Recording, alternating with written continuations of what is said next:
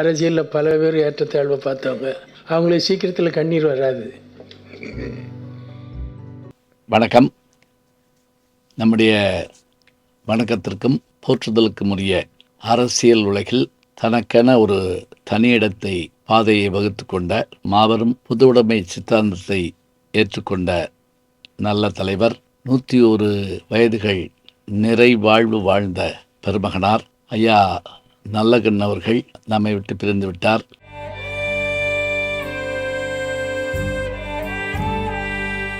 அவருடைய வாழ்க்கையை பார்க்கிற போது நமக்கு ஒரு அரிய செய்தி என்ன விளங்குகிறது என்று சொன்னால், அரசியல்வாதிகள் என்றாலே அவர்கள் எப்படி இருப்பார்களோ என்று பலர் நினைப்பார்கள்.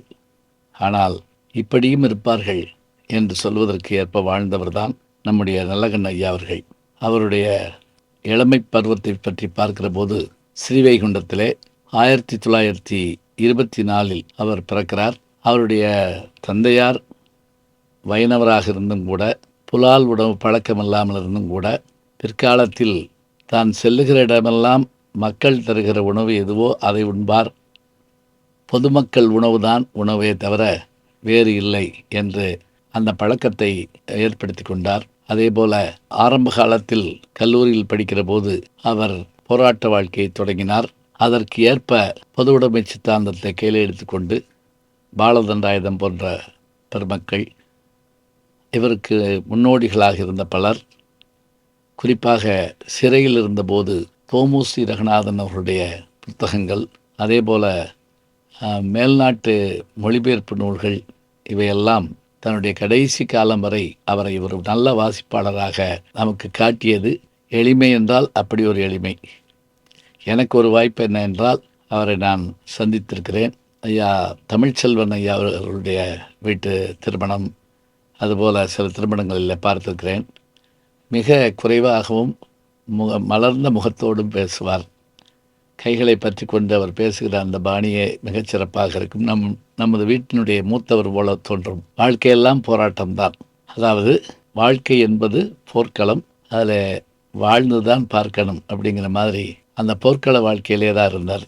வறுமையை எதிர்த்து போராட்டமா, அநீதியை எதிர்த்து போராட்டமா, ஆற்று மணலை அள்ளுகிற போது இயற்கையை காக்க போராட்டமா, எல்லாவற்றுக்கும் மேலாக சாதிய படுகொலைகளை எதிர்த்து அவர் போராடிய போது அவருடைய மாமனாரே அந்த சாதி வன்முறையால் கொல்லப்பட்ட போதும் கூட அதற்காக பகை கொள்ளாது அதை தீர்த்து வைக்க முயன்றார். அதுவே பெரிய சிறப்பு.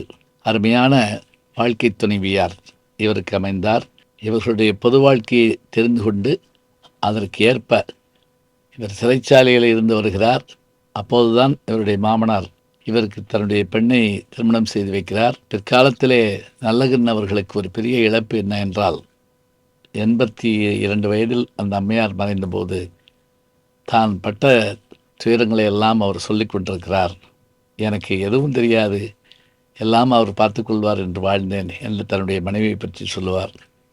அதே போல் இவருக்கு தரப்பட்ட நிதிகள் எல்லாவற்றையும், ஒரு முறை 10 லட்ச ரூபாய் பணம் கொடுக்கிறார்கள், அதையும் கட்சிக்கு கொடுக்கிறார். 1 கோடி ரூபாய் நிதியை அரசாங்கம் கொடுக்கிறது, அதில் ஒரு 5,000 ரூபாய் சேர்த்து அதை முதல்வர் நிதிக்கு கொடுக்கிறார். தன் வாழ்க்கைக்கு எது தேவையோ அது போதும் என்று நினைப்பவர்.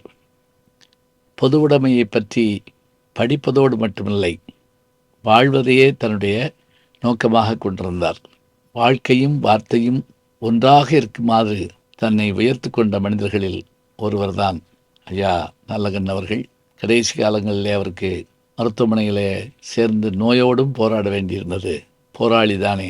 இத்தகைய பெருமை மிகுந்த மக்களோடு மக்களாக இருந்த இவர் தான் பயணப்பட்ட பொதுவுடைமை கட்சிக்கு ஏற்ப வாழ்ந்தவர். அது மட்டுமில்லை, தாமரை இதழில் கட்டுரைகளை எழுதி தன்னுடைய எதிர்ப்பை அவர் தெரிவித்து வந்தவர். அந்த போர்க்குணமே அவருக்கு எப்போதும் பெருமையை தரும்.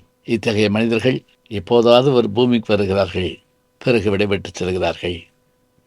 இவரை போல வாழ வேண்டும், இருந்தாலும் மறைந்தாலும் பேர் சொல்ல வேண்டும், இவர் போல யாரென்று ஊர் சொல்ல வேண்டும் என்று வாழ்ந்த ஐயா நல்லகண்ணு அவர்கள் நிறைவாழ் வாழ்ந்த நினைவு எப்போதும் மக்கள் மனதில் இருக்கும்.